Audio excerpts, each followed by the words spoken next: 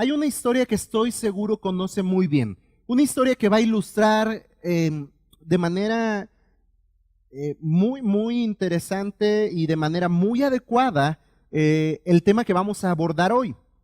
No es un tema fácil, no es algo que podemos asimilar de manera tan sencilla como tal vez algunas otras porciones pudiéramos asimilar. Si la semana pasada, hablando de la ira y hablando del mandato de no asesinar, pues cualquiera puede decir, no, pues cómo voy a quitar la vida a alguien. Pero el tema del adulterio tiene algo mucho más allá de lo que a simple vista entendemos. De hecho, es lo que Jesús enseña también a los fariseos conforme a esta ley, este mandato dado.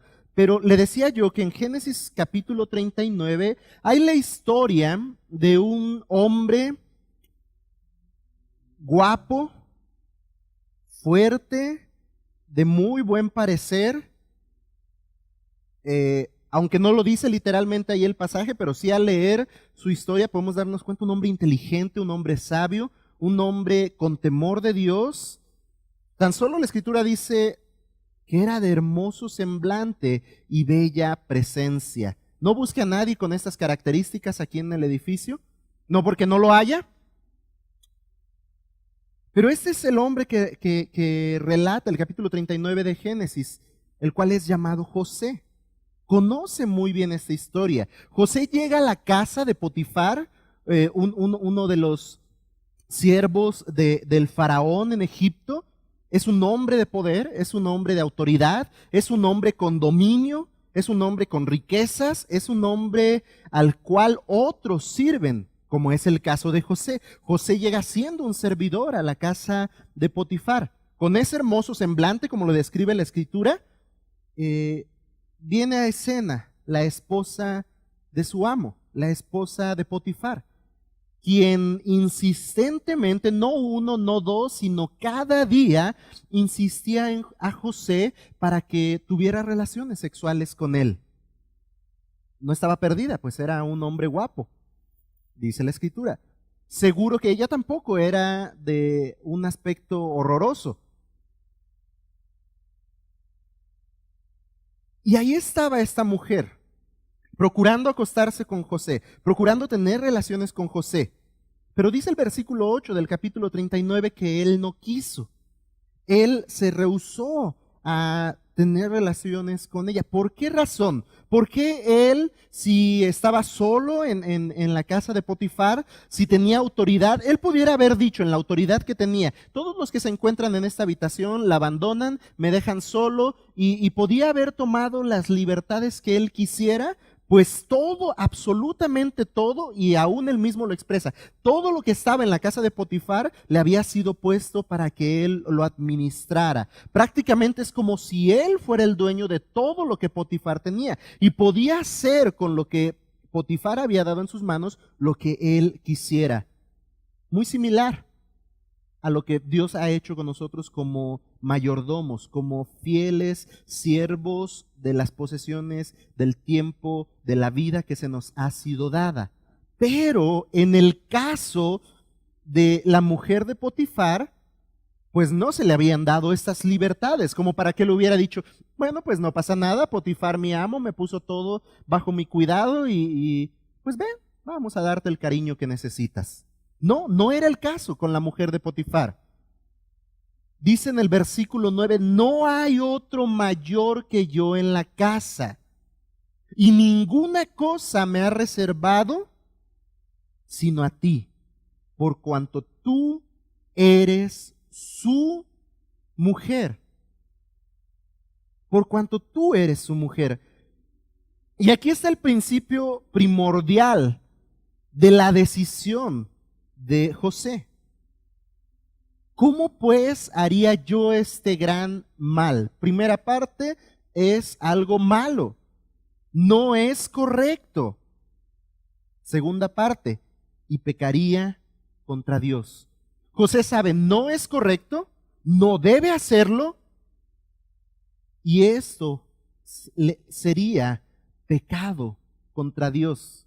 Interesante que él no dice en primer plano, aunque más arriba está hablando de lo que su señor, su amo, le ha encomendado en el versículo 8, cuando está diciendo: he aquí mi señor no se preocupa conmigo de lo que hay en casa y ha puesto en mi mano todo lo que tiene. Pero no está cobrando primera importancia Potifar antes que Dios. Para José es más relevante lo que su Dios piense aún que lo que su amo pueda decir, pero también está colocando en un lugar de honra a aquel al cual está sirviendo.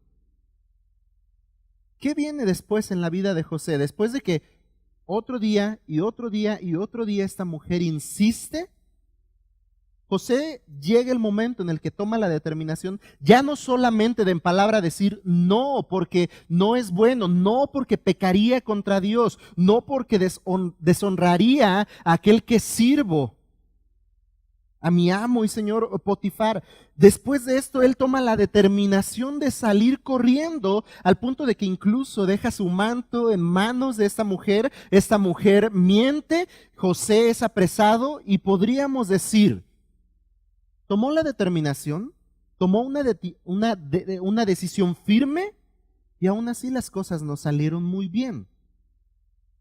Quédese con esta historia, quédese con esta correcta ilustración que la Escritura nos presenta en el Antiguo Testamento. Vamos a orar y vamos a hablar acerca de una perspectiva bíblica del adulterio, ahí en Mateo capítulo 5. Mientras estamos abordando Mateo 5, no olvide esta historia de José en la casa de Potifar. Dios bueno, gracias te damos esta tarde, gracias te damos este día por tus muchas y abundantes bendiciones a nuestras vidas. Una de las grandes y tal vez mejores bendiciones que podemos recibir es tener una palabra escrita que es inspirada por ti, es tu misma voz hablando a nosotros, y te rogamos que en esta palabra, la cual confiamos como veraz, la cual confiamos como útil a nuestras vidas, rogamos tú hables a nuestros corazones, tú ilumines el rincón más oscuro de nuestro ser y con tu luz hagas resplandecer tu evangelio de modo que tu nombre sea glorificado y este sea también evidente en la respuesta adecuada de nuestras vidas a lo que tú hables hoy a nosotros. Por Cristo Jesús, a ti te damos la gloria y la honra. Amén. Muy bien, ya está en Mateo capítulo 5, ¿verdad? Seguimos hablando o seguimos leyendo el Sermón del Monte. Un sermón extenso, un sermón amplio, un sermón verdaderamente rico en pudiéramos decir, homilética, si no algo más sencillo, una exposición clara, una exposición muy ilustrada, una exposición que cualquiera pudiera entender. Tenía la finalidad de revelar las verdades del reino de Dios, de modo que aquellos que pertenecemos a ese reino podamos vivir conforme a ese reino. Ya hace un par de semanas hablamos acerca de la perspectiva que tiene Jesús y el cumplimiento de la ley. No penséis que he venido para abrogar la ley o a los profetas. No he venido para abrogar, sino para cumplir. Lo cual nos deja en una posición en la cual no podemos decir que bajo el estado de gracia no tenemos la responsabilidad de cumplir la ley moral de Dios. ¿Recuerda esto? Y después vienen estas porciones donde la semana pasada comenzó diciendo, oísteis que fue dicho, citando el Antiguo Testamento, citando la ley de Dios, citando la ley que fue dada a Moisés, oísteis que fue dicho. Esta semana también iniciamos leyendo, oísteis que fue dicho. Tres aspectos vamos a anotar en esta pasaje 27, en esta porción del versículo 27 al versículo 30. Tres aspectos. Primero vamos a observar el mandato, el mandamiento. Después de esto vamos a observar la interpretación de este mandamiento. Y por último, la aplicación. Los que estuvieron estudiando Romanos durante casi un poquito más de un año, si mal no recuerdo, al principio estudiamos esto, vimos un poquito de cómo estudiar, un método de cómo estudiar la Escritura. Y estos tres aspectos que vamos a observar en esta porción son tres aspectos que debemos observar en cualquier porción de la Escritura que estudiemos. ¿Qué es lo que dice específicamente la Escritura? ¿Qué es lo que dice esta porción? ¿Cuál es su interpretación y cuál es nuestra aplicación o cuál es la aplicación que debemos tener de esta porción? ¿Por qué observarlo de esta manera? Específicamente porque cuando Jesús está diciendo en cada una de estas porciones, ¿oísteis que fue dicho?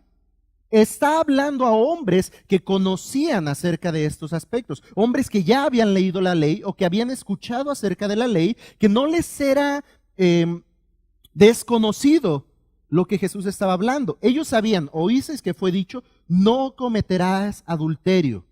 Y estos hombres a los cuales Jesús está enseñando conocían que no se tenía que cometer adulterio.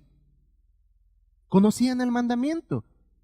Pero ¿por qué vamos a observar su interpretación y su aplicación? Porque en el hecho de la aplicación práctica había una incorrecta aplicación, pues había existido una incorrecta interpretación. Cuando usted y yo nos acercamos a una porción de la Biblia y no observamos correctamente lo que dice, vamos a tener el riesgo de malinterpretar esta porción. Y si malinterpretamos esa porción, seguramente vamos a mal aplicar también la porción, si no es que incluso no la vamos a aplicar porque no hubo un correcto entendimiento de la porción bíblica. Así es que vamos a observar este mandato de esta manera.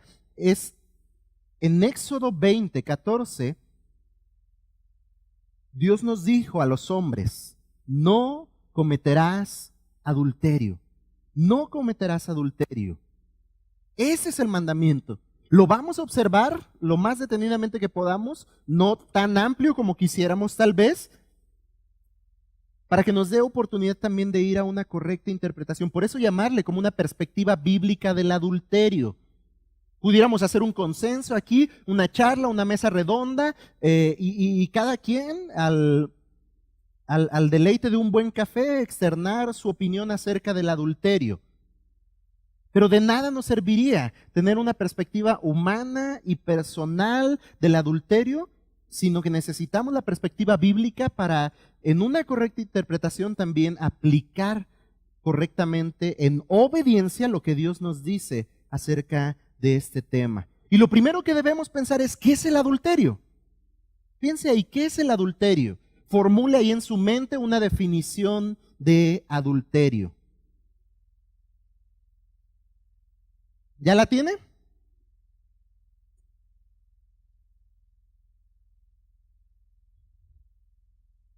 Podemos entender concretamente adulterio como relación sexual entre una persona casada y otra que no sea su cónyuge legal.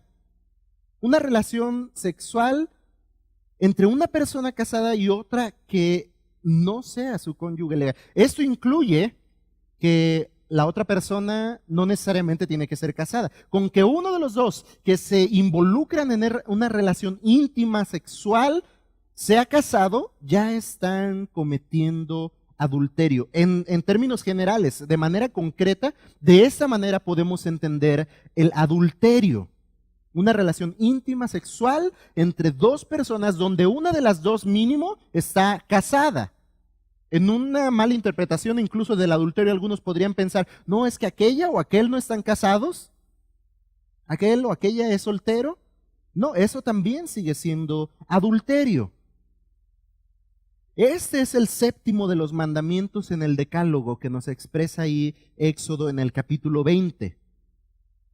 ¿Cuál es el propósito de este mandato?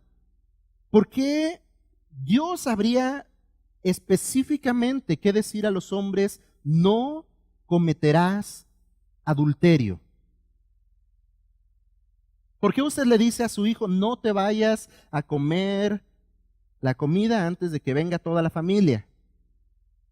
¿Por qué da una instrucción? ¿Por qué dice, no te vayas a ensuciar? ¿Por qué dice, no vayas a hacer esto, no vayas a hacer aquello? ¿Por qué deja especificado una orden que tiene que ser obedecida? Muy seguramente porque sabe que si no especifica que no se haga, se va a hacer. Dios dice, no cometerás adulterio. ¿Cuál es el propósito de este mandato? Sino resguardar el sagrado pacto matrimonial. Y al resguardar el pacto matrimonial, reflejamos el carácter fiel y santo de Dios. Hermanos, de otra manera, cuando usted y yo no guardamos con fidelidad el pacto del matrimonio, estamos dando a conocer otro Dios, otro carácter de Dios. No estamos reflejando la fidelidad de Dios, no estamos reflejando la santidad de Dios. Esto lo vamos a retomar la siguiente semana cuando hablemos de divorcio. De ahí que Dios aborrece, no permite de ninguna manera el divorcio. Y ahí lo voy a dejar picadito porque ahí dice que sí. Vamos a hablarlo la siguiente semana. Pero específicamente el mandato, no cometerás adulterio, tiene la finalidad de resguardar el pacto matrimonial, de modo que al resguardar este pacto podamos reflejar al Dios fiel y santo que ha establecido, formado el matrimonio. El mismo que dice, no cometerás adulterio. Este carácter mismo fue revelado también por Cristo y su pacto con su pueblo, la iglesia. De ahí que Dios usa la imagen misma del matrimonio para ilustrar la fidelidad, el pacto, el compromiso de Cristo con la iglesia. Y cuando usted y yo cometemos adulterio, cuando usted y yo infraccionamos contra ese mandamiento, no reflejamos el carácter fiel y santo de Dios. Cuando usted y yo como iglesia también de alguna manera, hoy vamos a hablar del adulterio como tal en cuanto a la relación íntima sexual, refiriéndonos al matrimonio. Pero de manera espiritual, cuando usted y yo como iglesia somos infieles al pacto, somos infieles a la consagración, al compromiso para con nuestro Señor y Salvador, también rompemos ese modelo, ese reflejo de fidelidad y santidad de Dios. No por Cristo, porque Él permanece fiel, porque Él permanece fiel a su iglesia, a su esposa, pero nosotros damos una mala imagen, reflejamos de manera errónea el carácter del Dios fiel y santo. Entonces el mandato, no cometerás adulterio, tiene el propósito de resguardar el sagrado pacto matrimonial. ¿Qué pasaba bajo la ley de Moisés para aquel que había cometido adulterio? ¿Cuál era la consecuencia de aquel que había incumplido este mandamiento de Dios? Era castigado con la muerte.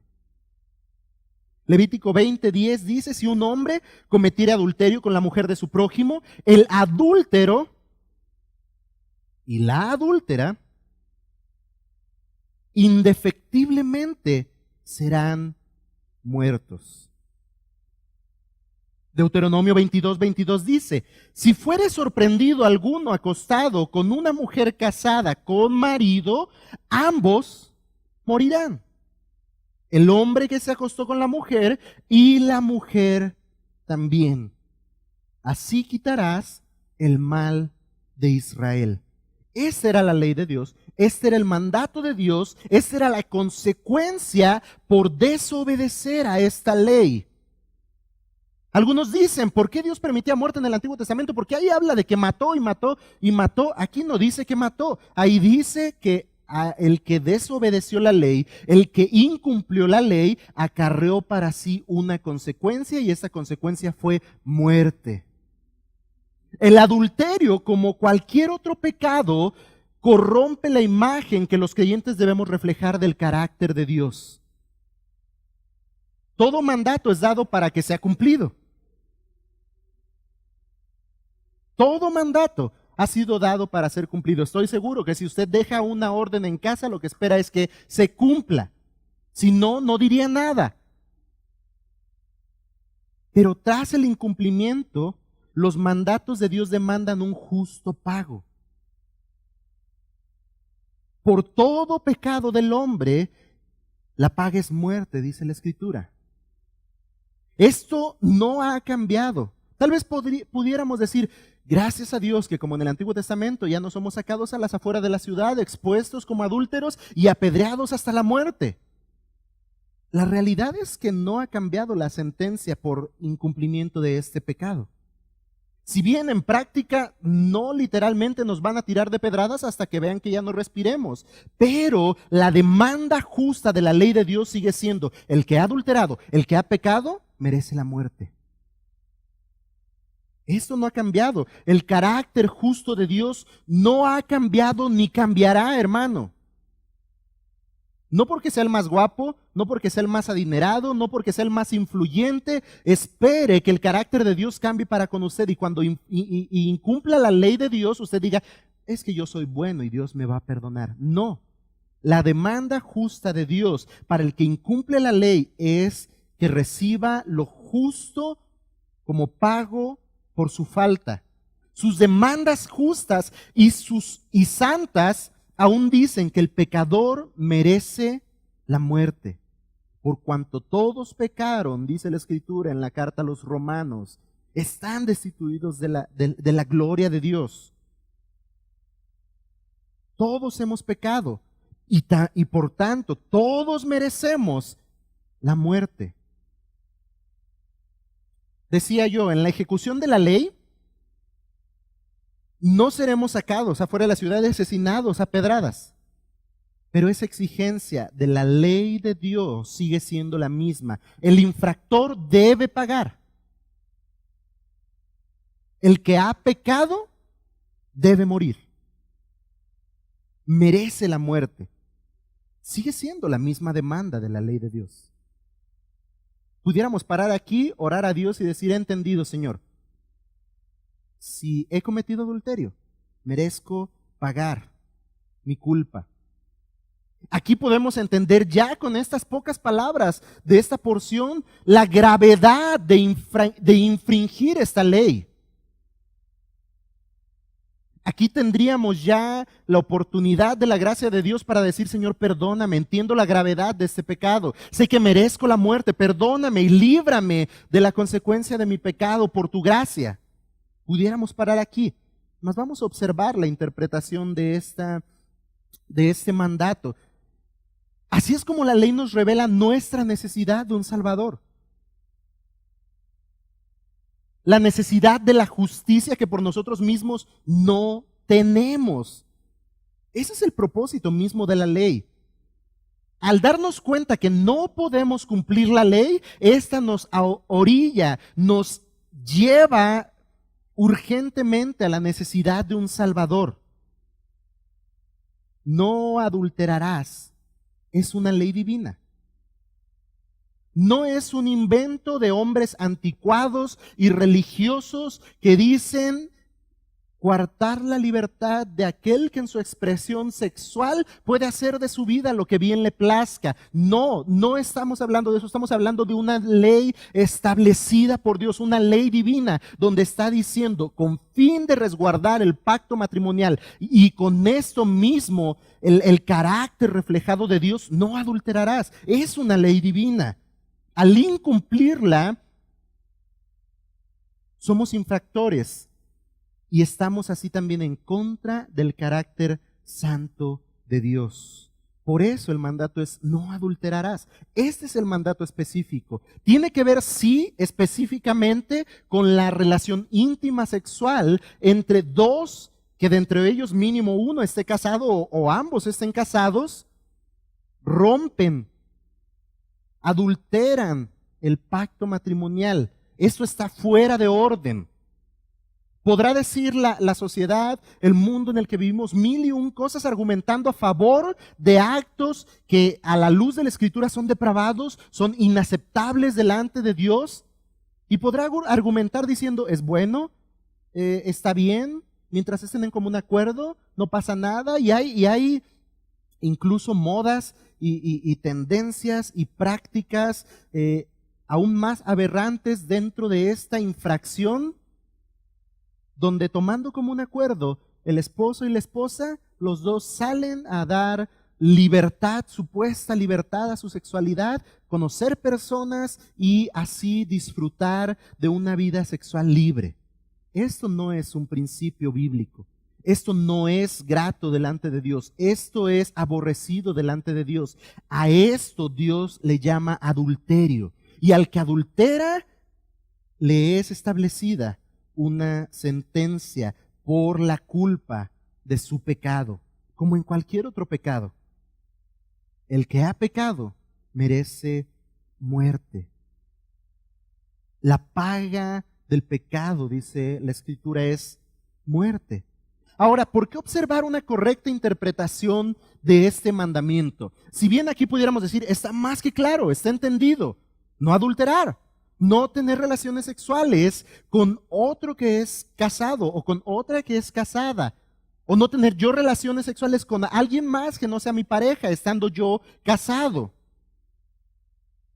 No mezclemos términos, aunque no es de lo que vamos a hablar ahora, pero no tiene que ver específicamente con la fornicación, con el acto sexual fuera del matrimonio, más si un soltero tiene relaciones sexuales con alguien que ha sido casado, que está casado, está cometiendo adulterio.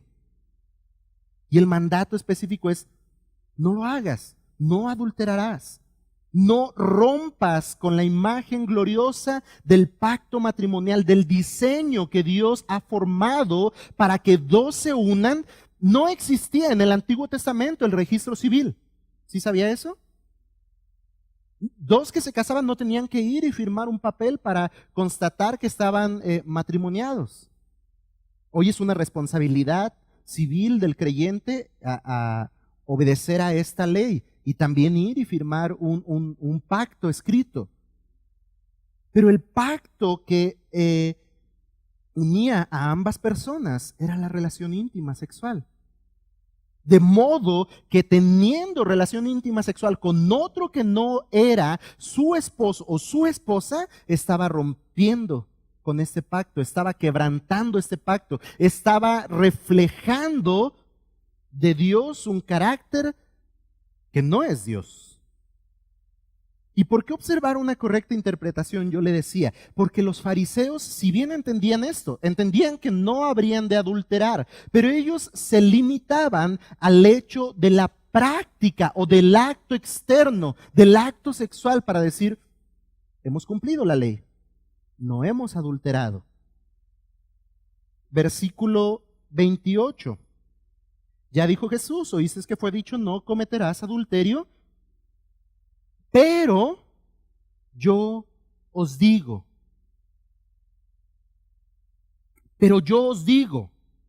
Ahora, pregúntese esto, Jesús estaba, antes de leer más, ¿Jesús estaba invalidando este mandamiento? ¿No estaba en acuerdo con lo que Moisés había, a lo que Moisés se le había dado? Claro que estaba en total acuerdo. Al decir, pero yo os digo, no está cambiando el mandamiento, ni mucho menos invalidando este mandamiento. Porque pudiéramos pensar que cuando Jesús está diciendo, pero yo os digo, incluso la Biblia tiene incongruencia. ¿Para qué antes habló de los mandamientos en el Antiguo Testamento, allá en Éxodo? Si después Jesús iba a llegar y iba a hacer una revolución y cambiar todo. No, Jesús no actuó en inconformidad ni en incongruencia con lo que Dios había revelado a los hombres en el Antiguo Testamento. Pero cuando Jesús dice, pero yo os digo, está presentando una aclaración ante la interpretación legalista de los fariseos. La enseñanza de los fariseos solo se centraba en actos externos. Y aquí es donde usted y yo, hermano, debemos tener mucho cuidado. No solo en el caso del adulterio, sino en cualquier otro tipo de pecados. Podemos pensar y asegurar que porque externamente no estamos evidenciando una acción pecaminosa, entonces no estamos pecando. Y no necesariamente tiene que ser esto. Como los demás no me han visto, no cuenta como pecado. Como los demás no lo saben, no cuenta como pecado. No. La enseñanza de los fariseos se centraba en esto, que externamente no fuera evidente que habían pecado. Afirmaban que la única manera de cometer adulterio era a través de la unión sexual ilícita, fuera del matrimonio, con uno que fuera casado, o en su caso, que él fuera casado. Citaban correctamente el mandamiento bíblico, pero no captaban su punto esencial, no solo en este caso del adulterio, sino en muchos otros más. Jesús dice que ante los ojos de Dios, lea ahí conmigo el versículo 28, sígalo con su vista, pero yo os digo que cualquiera que mira a una mujer para codiciarla, ya adulteró con ella en su corazón. Al principio dije, joven, si tú eres soltero, no te vayas a salir, tienes que aprender de esta porción. Ahora digo, hermana, no se vaya a salir. Aquí habla del hombre, claro está. No, pero también aplica para las mujeres. Si está hablando del hombre es porque tenemos y corremos un gran riesgo en este tema. Pero no hay algo que diga, las mujeres están libres de esto. De hecho, tanto ha cambiado y avanzado el mal en la tierra que las cifras que arrojan las estadísticas acerca de mujeres que cometen adulterio es asombrosa. Entonces la mujer también entra dentro de esta enseñanza, claro está. Pero yo os digo que cualquiera que mira a una mujer para codiciar, o en su caso, hermana, puede decir cualquiera que mira en estos días, puede ser o a una mujer o a un hombre para codiciar, ya adulteró con ella o con él en su corazón. Jesús dice que ante los ojos de Dios, el que permite y acaricia tal pensamiento en su corazón, ya es adúltero. Ese es el estándar bíblico.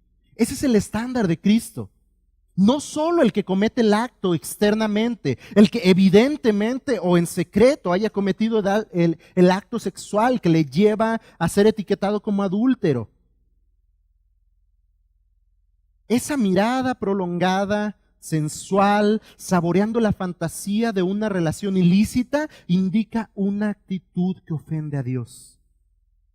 Varones, mujeres, cual sea el caso, lo que vemos, cómo vemos y lo que pasa por nuestras mentes al ver delante de Dios es pecado de adulterio. No basta con guardar la ley en el sentido de no realizar el acto del adulterio. Jesús espera que sus seguidores sean fieles al pacto matrimonial, que sean fieles a sus cónyuges, tanto en hechos como en pensamientos y actitudes. Tanto en hechos como en pensamientos. Me dirijo primeramente, específicamente a los varones, porque estamos expuestos todos los días, todas las horas del día, en cada minuto, estamos expuestos mayormente en la intimidad y en la ociosidad a pecar de esta manera delante de Dios, a romper con nuestra fidelidad y nuestro pacto matrimonial a nuestros cónyuges. El hombre está gravemente expuesto a esto. Y no podemos mentir, varones, que así es.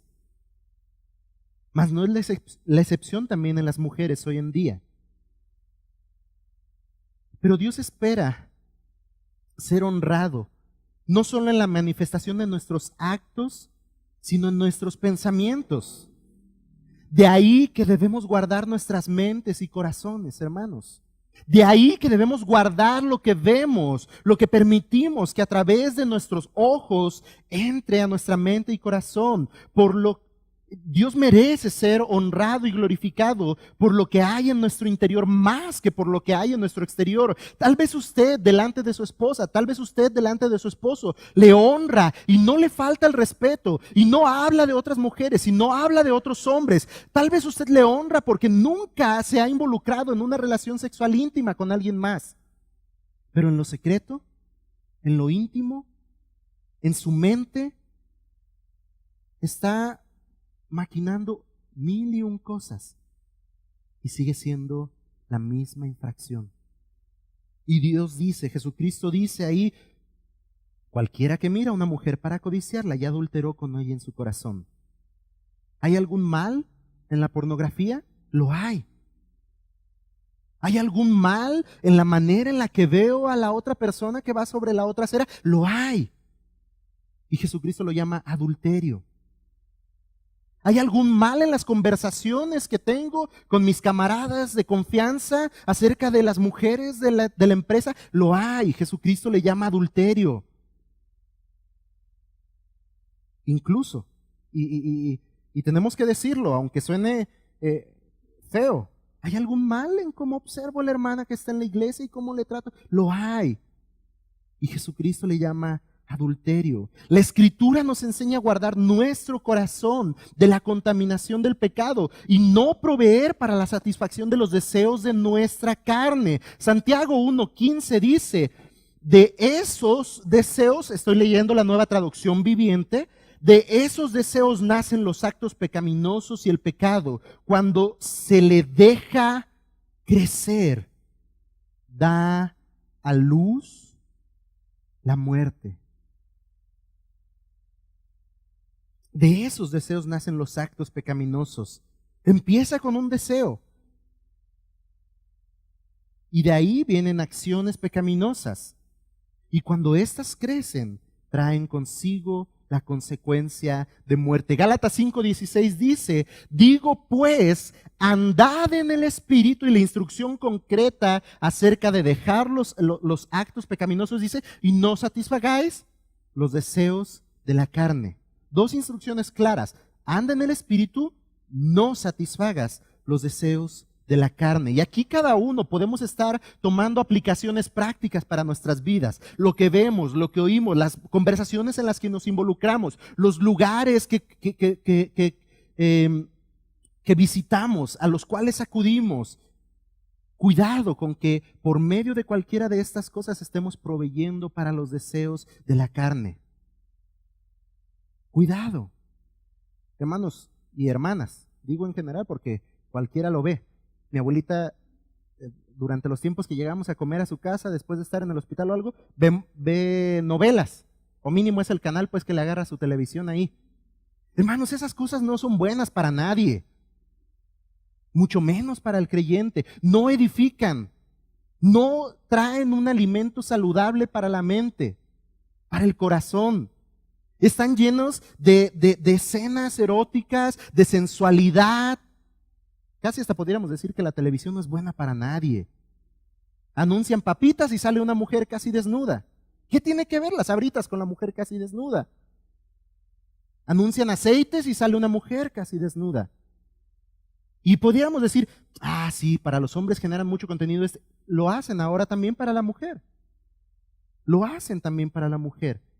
Y parece muy noble, parece muy gracioso, parece un buen sentido del humor enviar una imagen con una ilustración un poco o muy obscena y hacer burla de esto. Y de repente cuando mis tías, espero no me vayan a escuchar, o sí, espero que me vayan a escuchar, cuando mis tías envían una imagen de un hombre en paños menores haciéndose burlas entre ellas, y hermanos, eso es adulterio.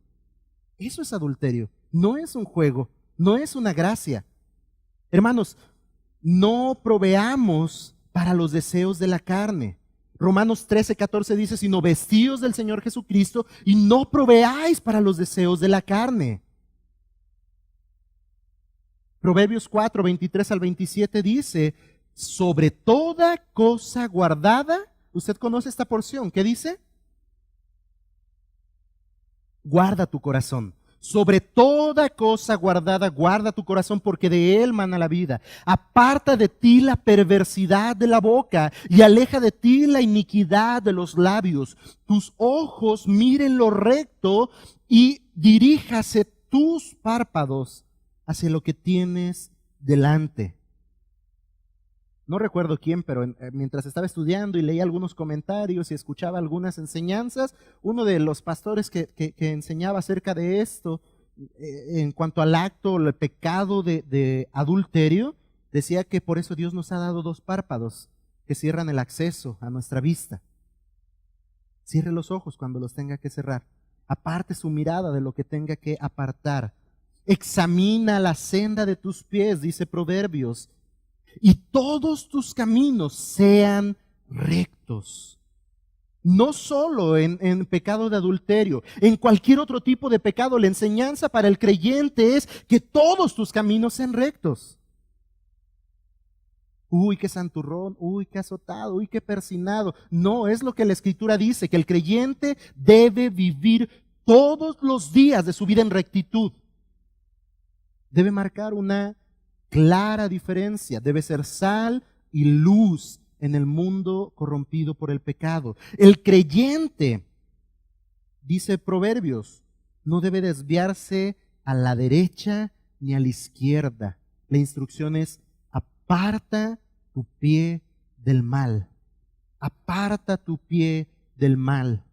Esa es una aplicación correcta del mandamiento: no adulterarás. No, yo no he cometido adulterio. Yo no he tenido relación íntima sexual con alguien que no sea mi esposa.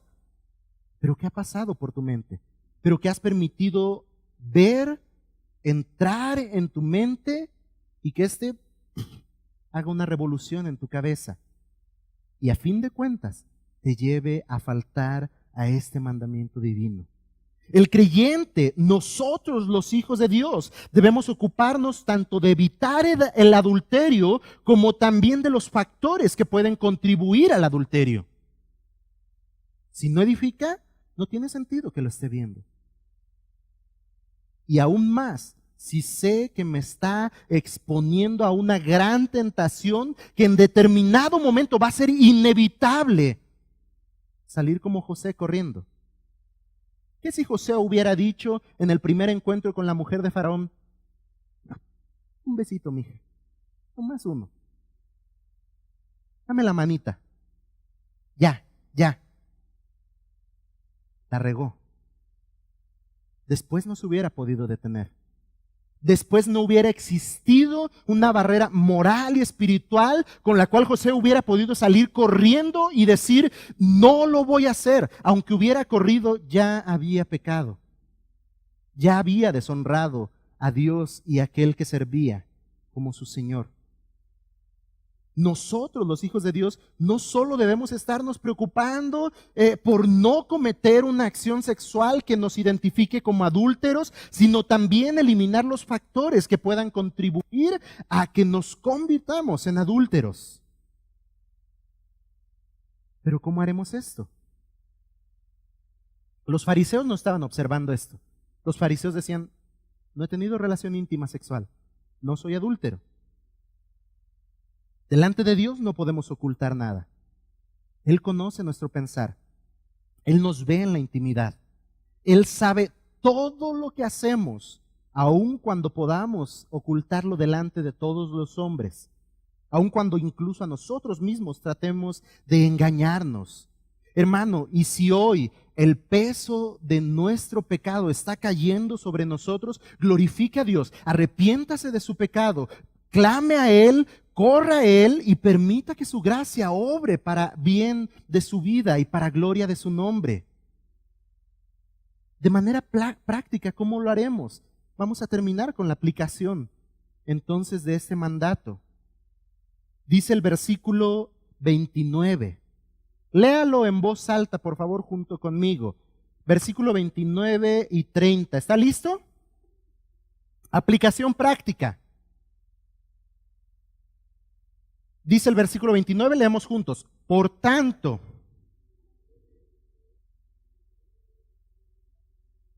ok, ¿cuál es la aplicación práctica? Ya están sacando los machetes. Ya se quedaron muy pensantes. El tenedor, la cuchara para el ojo. ¡Wow! ¡Qué interesante!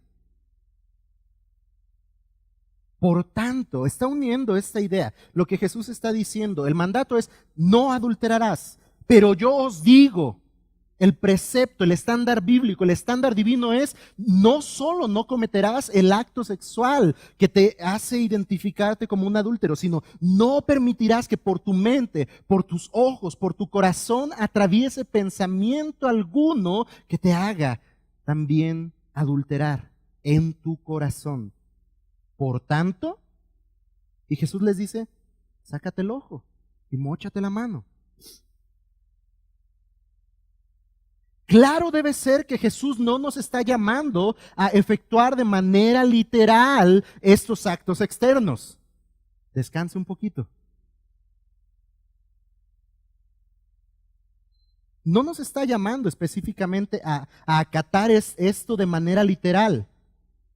De hecho, esto tan solo nos ayudaría a lidiar con el problema de manera externa. ¡Ay, qué pecador soy! Me mocho la mano. ¡Ah, qué pecador soy! Y me saco el ojo. Jesús no está enseñando la mutilación literal, porque un hombre privado de la vista puede tener tantos problemas con la lujuria como uno que ve. Se saca el ojo izquierdo porque anda viendo cochinadas, pero el derecho también lo sabe hacer. Se saca los dos ojos, pero la mente sigue maquinando pensamientos que deshonran el carácter santo de Dios, que corrompen el modelo santo del matrimonio. De hecho, el que se corta la mano de la misma manera, la otra mano también sabe pecar.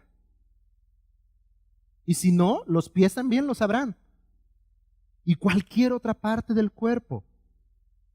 El Señor Jesús está hablando más bien de erradicar la causa interna del delito o de la ofensa. La idea es que tenemos que tratar con el pecado con medidas drásticas, de manera radical. No podemos jugar con el pecado. Tan radical era que enseñó de esta manera: si tu ojo te es ocasión de pecar, pues sácalo. Si tu mano te es ocasión de pecar, córtala, porque mejor te es que pierdas uno de tus miembros y no que todo tu cuerpo sea echado al infierno. Jesús está hablando de esto, de no jugar con el pecado, de no tomar a la ligera el pecado y sus consecuencias, de tomar medidas drásticas y radicales con nuestro pecado, no solamente hablando del pecado sexual que nos lleva al adulterio, de cualquier otro tipo de pecado. Jesús nos enseña, Dios nos habla diciendo que no juguemos con el pecado, que lo erradiquemos de manera total, que desechemos las obras infructuosas de la carne y andemos como hijos de luz. Digo, pues andad en el Espíritu y no satisfagas a los deseos de la carne. ¿Te es ocasión de caer? Esto traduce el verbo griego escandalizo, del cual viene el término que conocemos, escandalizar. ¿Te es ocasión de caer? Este término se refería antiguamente al gatillo que activaba una trampa, que hacía caer a la presa. Tal vez no conocemos muchas trampas, no somos ni cazadores ni gente de campo, pero imagina aquí unas grandes mandíbulas de acero, y en medio de esas mandíbulas de acero que se encuentran abiertas de par en par está una rica frutilla colocada sobre un pedazo de acero. Y cuando usted tome esa frutilla, lo que va a suceder es que va a activar ese gatillo y va a cerrar las mandíbulas de acero y va a quedar prensado ahí. De ahí viene te es ocasión de caer. De ahí viene escandalizo, el gatillo de una trampa, lo que hace caer en la trampa a la presa. El ojo, medio por el cual la tentación entra al corazón, y la mano, instrumento con que se lleva a cabo la caricia, son como gatillos de trampa. Por eso Jesús está diciendo, si estos te son ocasión de caer, si estos van a ser activados y te van a apresar en esa trampa, quítalos de ti. Ante tal situación, Jesús recomienda una medida radical. Emplea una exageración para indicar cuán grave es el caso y cuán necesario es corregir la actitud. Qué exagerado, sácate el ojo, córtate la mano. Pues es que así de grave es la consecuencia del pecado. Dice un comentarista, una medida drástica es necesaria para evitar una consecuencia drástica. ¿Le dolió la nalgada que le dio mamá o papá de chiquillo? Si tiene oportunidad, agradézcasela, porque estoy seguro que le evitó de consecuencias drásticas. ¿Le dolió la corrección en su infancia? Agradézcala, porque estoy seguro que por más drástica que haya parecido, siempre y cuando haya sido dirigida por el principio bíblico de manera adecuada para la corrección, nos libró de una consecuencia drástica. No juegues con el gatillo de la trampa. No juguemos con el gatillo de la trampa, pues tarde o temprano nos va a atrapar. Tal vez ya nos hicimos mañosos y creemos que ya hallamos cómo robar la fruta sin que el gatillo sea activado y la trampa sea cerrada. Pero tarde que temprano nos va a apresar. El tema puede llegar a una conclusión tan simple como decir: si el problema es a causa de los ojos, deja de ver. Si el problema es a causa de las manos o los pies, no hagas, no vayas. Así de simple podríamos concluir de manera práctica esta enseñanza. Pero dice segunda de Timoteo 2:22, huye también de las pasiones juveniles. Y no está hablando solo a los jóvenes. Y sigue la justicia, la fe, el amor, la paz con los que de corazón limpio invocan al Señor. ¿Por qué tengo que ir a la iglesia, hermano? Porque tiene que rodearse de personas que también están luchando como usted y como yo en honrar a su Dios. Es que son igual de pecadores que yo. Sí, por eso vienen, porque necesitan correr a los brazos de su Salvador, necesitan invocar a aquel que es su Señor y buscarle a Él con los que de corazón limpio le buscan. Segunda de Timoteo 2:22, pero en la Nueva Traducción Viviente lo dice de esta manera: huye de todo lo que te estimule. Me gustó cómo lo traduce aquí la Nueva Traducción Viviente. Huye de todo lo que te estimule. Y todo es todo. Todo lo que te estimule las pasiones juveniles. En cambio, sigue la vida recta, la fidelidad, el amor y la paz. Disfruta del compañerismo de los que invocan al Señor con un corazón puro. Sea lo que sea quien sea, si está estimulando mi vida a las pasiones pecaminosas de mi carne, merece ser echado a un lado. Merece ser echado a un lado. Si es el computador, el computador. Si es la televisión, la televisión. Si es una amistad, hermano. Tan drásticos debemos de ser, aunque nos cueste una gran decisión de fe. Si es el trabajo, aún el trabajo debe ser echado a un lado. Relaciones, aún familia, todo lo que nos estimule a las pasiones de nuestra carne debe ser desechado, debe ser puesto a un lado. Debe ser quitado de nuestras vidas. La instrucción de Pablo a Timoteo fue clara y precisa. Huye, aléjate, deja de hacer. Y contrario a esto le dice, sigue, comienza a hacer, busca y procura. Y hermanos, si no estamos haciendo esto, no estamos batallando con nuestro pecado. No estamos luchando contra el pecado. Tal vez más bien lo que estamos haciendo es conformarnos al mismo, amoldándonos al mismo, y Romanos nos dice que no debemos hacer esto, sino que debemos ser transformados.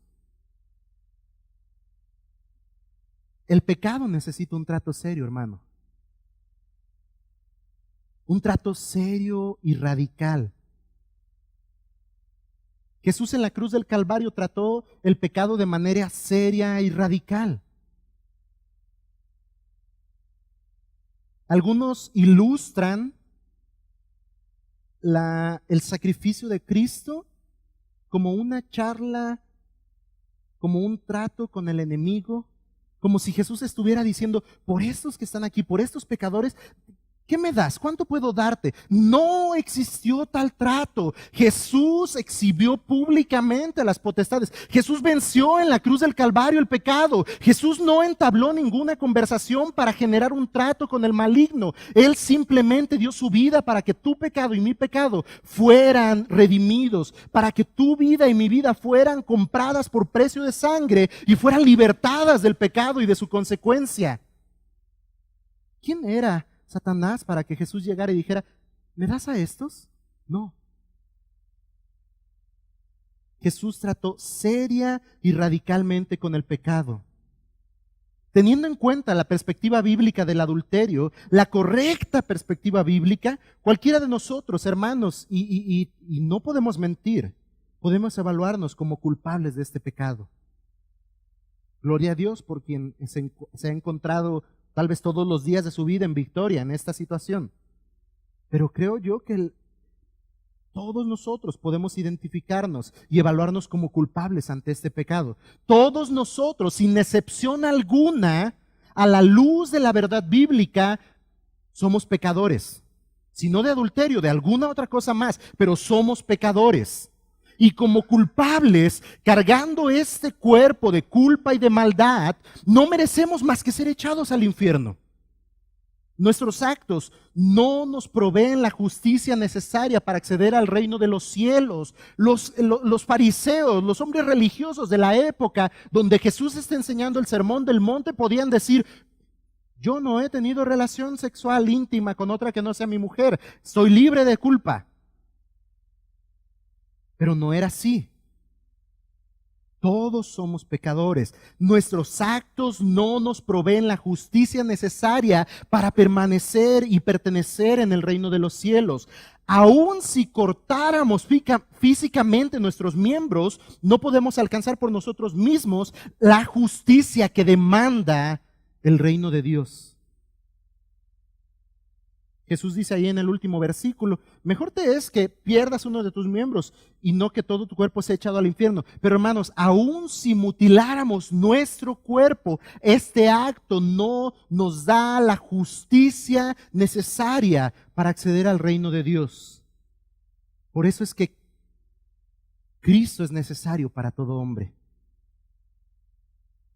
Pues Él es quien trató de manera seria y radical con el pecado, para que tú y yo, por su justicia y santidad, podamos vivir triunfantes y libres del gatillo y de la trampa que acabará con nuestras vidas.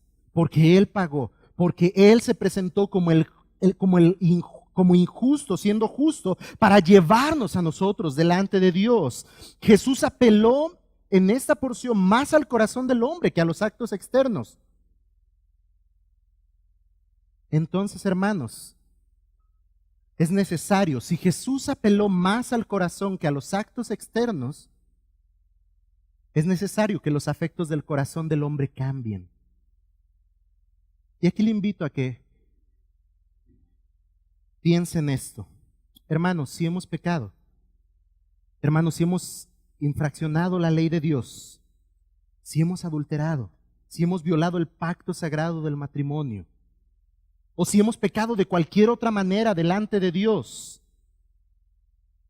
clame a Dios porque los afectos de su corazón sean cambiados, para que así también los actos externos sean transformados. ¿A qué me refiero con esto? La Escritura dice en Ezequiel capítulo 36, os daré un corazón nuevo y pondré espíritu nuevo dentro de vosotros y quitaré de vosotros, de vuestra carne, el corazón de piedra y os daré un corazón de carne. Y pondré dentro de vosotros mi espíritu y haré que andéis en mis estatutos y guardéis mis preceptos y los pongáis por obra. Hermanos, querido amigo que hoy estás aquí, solo un corazón regenerado, un corazón nuevo tiene la facultad de andar, guardar y poner por obra los mandamientos de Dios. Solo un corazón regenerado tiene la cualidad, la facultad de no adulterar. Tan solo un corazón regenerado, sus afectos, tan solo en un corazón regenerado, sus afectos son transformados.